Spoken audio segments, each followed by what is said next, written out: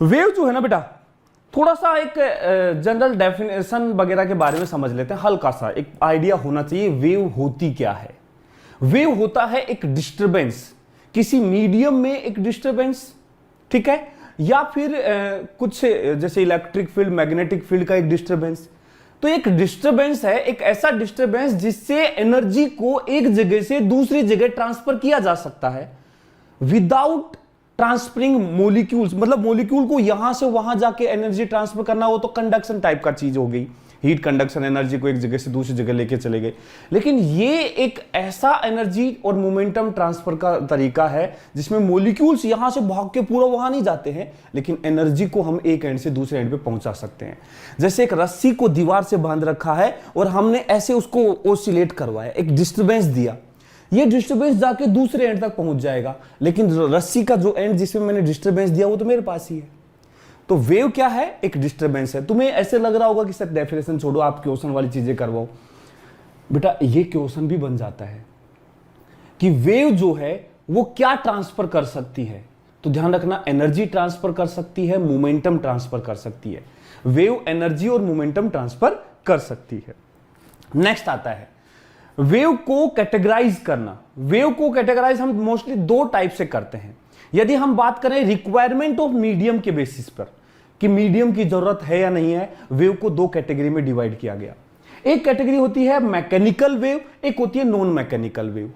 Mechanical wave किसको बोलते हैं? मैकेनिकल वेव बोलते हैं मीडियम रिक्वायर्ड होता है, मीडियम रिक्वायर्ड होता है, इसमें मीडियम की जरूरत होती है। ऐसी वेव जिसके प्रोपोगेशन के लिए मीडियम की जरूरत हो उसको हम मैकेनिकल वेव बोलते हैं। जैसे एग्जाम्पल के तौर पे बताओ, wave on a string, wave on a string बिल्कुल जरूरत है।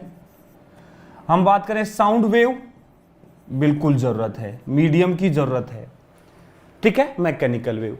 दूसरा होता है नॉन मैकेनिकल वेव, ठीक है, इसमें मीडियम नहीं चाहिए, do not required medium, medium की जरूरत ही नहीं है, मीडियम है या नहीं है कोई मतलब नहीं है। तो ये वेव का एग्जाम्पल जो है वो है EM wave, electromagnetic wave, EM wave, ठीक है। लाइट एग्जाम्पल है, इसके लिए मीडियम की जरूरत नहीं है। सन से अर्थ तक लाइट पहुंच रही है, क्या कोई मीडियम रास्ते में आता है? नहीं, रास्ते में बहुत सारी जगह स्पेस खाली आता है, कुछ नहीं है वहां पे, फिर भी एनर्जी वहां से यहां तक पहुंच रही है। This is the non mechanical wave, या फिर सिर्फ इसको इलेक्ट्रोमैग्नेटिक वेव बोल देते हैं। इसमें एक्चुअल में इलेक्ट्रिक और मैग्नेटिक फील्ड के ओसिलेशन होते हैं। दूसरा बात करते हैं on the way of molecular oscillation, मतलब पार्टिकल्स कैसे ओसिलेट करते हैं। On the way of propagation, किस तरीके से चलती है वेव, ट्रांसफर कैसे होती है एक जगह से दूसरी जगह। तो उस बेसिस पे भी वेव को दो कैटेगरी में बांटा गया है। ये समझ लो, ऐसे मत समझना कि वेव को दो कैटेगरी में बांटा गया है, ऐसा नहीं है। ये वेव को हम बांटने के तरीके हैं। मतलब जैसे फॉर एग्जांपल एक क्लास में स्टूडेंट को कैटेगराइज करना है, तो हम चाहें तो स्टूडेंट को उनकी एज के हिसाब से कैटेगराइज कर सकते हैं, हम चाहें तो उनकी हाइट के हिसाब से कर सकते हैं, हम चाहें तो उनको मार्क्स के हिसाब से कर सकते हैं। हम एक क्लास को दो हिस्सों में बांटना चाहते हैं तो बहुत सारे तरीकों से बांट सकते हैं। तो एक तरीका ये था वेव को कैटेगराइज करने का। दूसरा तरीका ये है वेव को कैटेगराइज करने का कि वेव ऑफ प्रोपोगेशन क्या है। उस बेसिस पे वेव को दो कैटेगरी में बांटा जाता है। एक होती है ट्रांसवर्स वेव, एक होती है लॉन्गिट्यूडनल वेव। ट्रांसवर्स वेव क्या होती है? मान लो वेव इधर चल रही है, तो वेव जब इस डायरेक्शन में चल रही है तो इसके जो मीडियम पार्टिकल्स हैं वो इसके प्रोपोगेशन के परपेंडिकुलर डायरेक्शन में ओसिलेट करते हैं। कैसे करते हैं? वेव प्रोपोगेशन के परपेंडिकुलर डायरेक्शन में। ऐसी वेव को बोलते हैं ट्रांसवर्स वेव। बेटा जो छोटी छोटी चीजें बता रहा हूं ये काम की हैं, थ्योरेटिकल क्वेश्चंस यहां से बन जाते हैं, ठीक है। अब देखो ये वाली चीज है perpendicular to wave propagation. Molecular oscillation या पार्टिकल का जो ओसिलेशन होगा वो इस वेव के प्रोपोगेशन के परपेंडिकुलर डायरेक्शन में होता है ट्रांसवर्स वेव में। ऐसी वेव तभी पॉसिबल है जब कोई रिस्टोरिंग फोर्स जैसी चीज हो। रिस्टोरिंग फोर्स जैसी मतलब, अरे जैसे फॉर एग्जांपल एक रस्सी में हमने एक ओसिलेशन ऐसे करके भेजा रस्सी के अंदर। अब ये जो रस्सी में ऑसिलेशन भेजा, चलो हम एक पल्स देते हैं रस्सी के अंदर, एक पल्स हमने ऐसा ऑसिलेशन भेजा, तो ये वाला जो मॉलिक्यूल है इसको इसके साइड वाला मॉलिक्यूल नीचे और ऊपर वाले मॉलिक्यूल फोर्स लगाते हैं। ऊपर वाला मॉलिक्यूल ज्यादा फोर्स लगाता है तो ये नेट ऊपर जाने लग जाता है, नीचे वाला लगाता है तो नीचे आने लग जाता है। तो ये जो फोर्सेज हैं ये इसको रिस्टोर, मतलब इसको अपनी ओरिजिनल शेप में लाने की कोशिश करते हैं। ऐसे फोर्स होंगे तो ही ट्रांसवर्स वेव हो सकती है, अदरवाइज ट्रांसवर्स वेव प्रोपोगेट नहीं कर सकती। जैसे रस्सी में है, यदि हम बात करें जैसे मान लो हवा में, यहां हवा है, मैं चाहूं कि यहां के एयर मॉलिक्यूल को पकड़ा, देखो ये भाग रहा है, ये पकड़ा, और अब इसको ऐसे ओसिलेट करवाऊं, कुछ नहीं होगा। यहां कोई इन मॉलिक्यूल्स के बीच में ऐसा कोई रिस्टोरिंग फोर्स नहीं है कि इसको पकड़ के ऐसे हिलाऊंगा तो बाकी सारे भी नाचने लग जाएंगे, ऐसा नहीं है। तो एयर में प्रोपोगेट नहीं कर सकती, ऐसे लिक्विड में भी प्रोपोगेट नहीं कर सकती, आइडियल लिक्विड की बात करें तो, लेकिन लिक्विड की सरफेस के ऊपर वहां हो सकता है, क्योंकि वहां पे सरफेस टेंशन होती है। देखा होगा यदि लिक्विड की सरफेस के ऊपर हम कुछ चीजें गिराते हैं तो एक लहर सी दौड़ने लग जाती है चारों तरफ ऐसे, तो वो जो लहर है उसकी शेप देखोगे तो ऐसी हो रही है और वो आगे की तरफ भाग रही है, दैट इज ट्रांसवर्स वेव।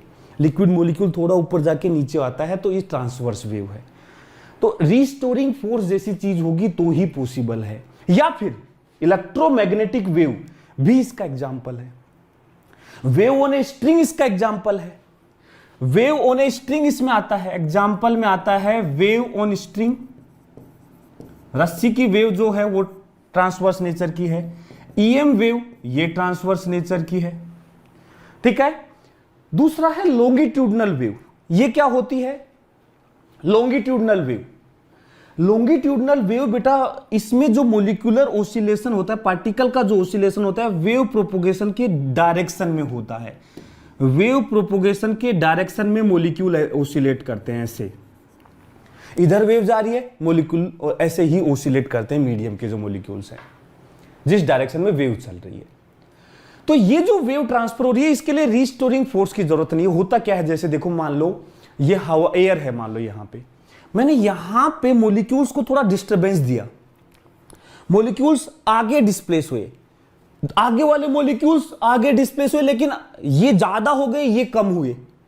तो एक्चुअल में इनके बीच की जैसे मान लो ये 1 सेंटीमीटर हुआ, ये आधा सेंटीमीटर हुआ, तो इनके बीच का जो गैप है वो आधे सेंटीमीटर से कम हो गया। तो जब लॉन्गिट्यूडनल वेव ट्रेवल करती है तो उसके लिए रिस्टोरिंग की जरूरत नहीं है, वो प्रेशर के कारण चलती है, प्रेशर वेरिएशन के कारण चलती है, डेंसिटी वेरिएशन के कारण चलती है। मॉलिक्यूल्स कहीं मॉलिक्यूल्स पास पास आ जाते हैं तो कहीं रिलेटिवली मॉलिक्यूल्स दूर दूर हो जाते हैं। जहां पास पास आ जाते हैं उनको बोलते हैं कंप्रेशन, और जहां दूर दूर हो जाते हैं उनको बोलते हैं रेयरफैक्शन। तो मॉलिक्यूल्स जो है कंप्रेशन और रेयरफैक्शन के कारण वेव एनर्जी ट्रेवल करती है, ठीक है। तो ये है लॉन्गिट्यूडनल वेव।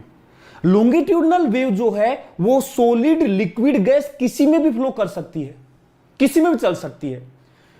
लॉन्गिट्यूडनल वेव जो होती है वो सॉलिड लिक्विड और गैस किसी भी मीडियम में ट्रेवल कर सकती है। लेकिन ट्रांसवर्स वेव सॉलिड के अंदर कर सकती है, जैसे रस्सी वस्सी रोड वगैरह है सॉलिड में कर सकती है, लिक्विड के सरफेस पे कर सकती है, वॉल्यूम में बल्ब के अंदर नहीं कर सकती, अंदर नहीं कर सकती है, ठीक है, क्योंकि उनमें फिर वापस से वही कोई ऐसा फोर्स नहीं होता है जो रिस्टोर करने की कोशिश करे, और गैस में तो मूव ही नहीं करती है। तो ये भी हमें पता होना चाहिए कि कौन सी वेव किस मीडियम में प्रोपोगेट कर सकती है, ठीक है। बोलो बोलो बोलो, क्या यहां तक कहानी क्लियर है? ये बेसिक सी बातें जरूर है बेटा, लेकिन कहीं ना कहीं क्वेश्चंस में इन कंसेप्ट का यूज होता है। थ्योरेटिकल क्वेश्चन बना तो यहां से बहुत आसान सा क्वेश्चन बनेगा, यदि नहीं पता है तो नहीं कर पाओगे।